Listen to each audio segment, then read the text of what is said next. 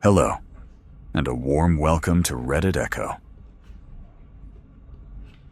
I spent my entire adult life working as a nanny for the Vanderbilt family. I raised their 3 children, taught them to walk, to speak French, wiped away tears over broken toys and broken hearts. To the kids, I was Aunt Lily, almost a mother.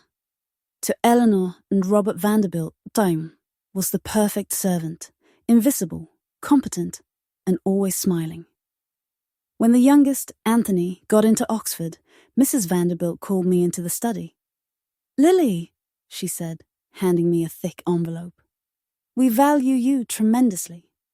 But the children are grown. I'm sure you understand." The envelope contained money, a lot of it, and a photograph of all of us at their old summer house in the Hamptons. It wasn't gratitude. It was a payoff.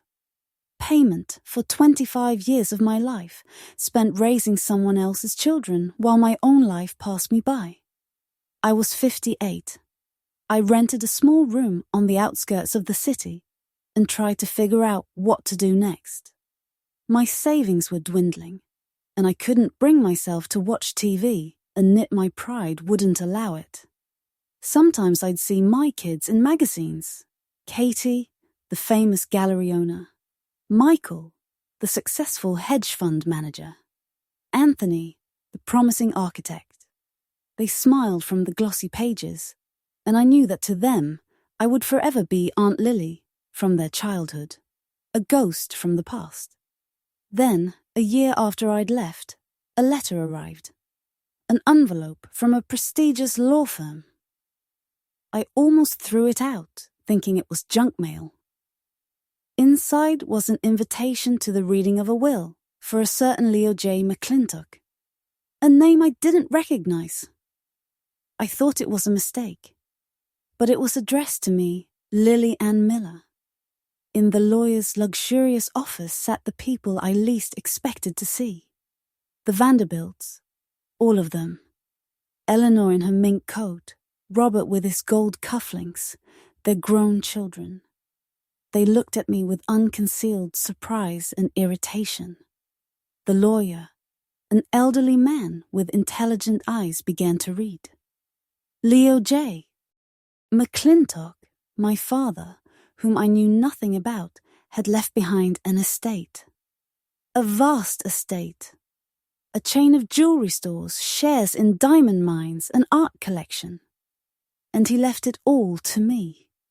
His only daughter, whom he'd given up to be raised by others to protect her from the dangers of his business. A tomb-like silence fell over the room.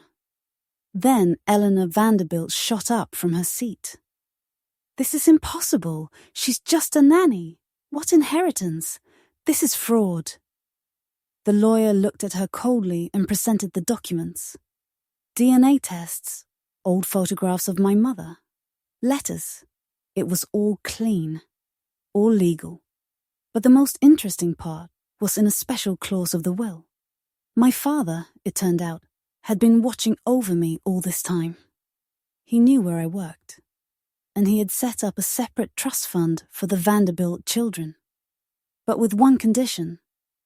They had to publicly, in the press, thank their nanny, Lily Miller, for everything she had done for them. Not just mention me in an interview, but give a detailed, sincere account of the role I had played in their lives.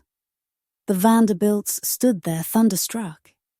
Their wealth, their status, their future. It all now depended on their public acknowledgement that their simple nanny had been more important to them than all their tutors and coaches combined. I walked out of the lawyer's office without looking back at them. Outside, Katie, the eldest daughter, caught up with me. The same girl I'd read bedtime stories to, who at 16 had declared that nannies are a feudal relic. She was crying. "Aunt Lily, please forgive us. We just didn't think..." I looked at her, this beautiful, successful woman, and suddenly saw the little girl with pigtails who was afraid of the dark. "I don't blame you, Katie. I said softly. You just became what your parents raised you to be. I got into a cab and left. I accepted the inheritance, but not to buy yachts. I started a charitable foundation to help aging nannies and caretakers who, like me, were left with nothing after a lifetime of service to other families. And the Vanderbilts? A month later, that required interview was published in a glossy magazine. They thanked me. Sincerely or not, I'll never know. And I no longer cared, because I had finally understood. I wasn't a servant in their house. I was the architect of their souls, and my real inheritance wasn't the money from a stranger father. My true inheritance was the adults, the successful people in whose characters and hearts a piece of my love would remain forever. And that was something no one could ever take away from me. We're so grateful you spent your time with us today. Thanks for watching all the way to the end.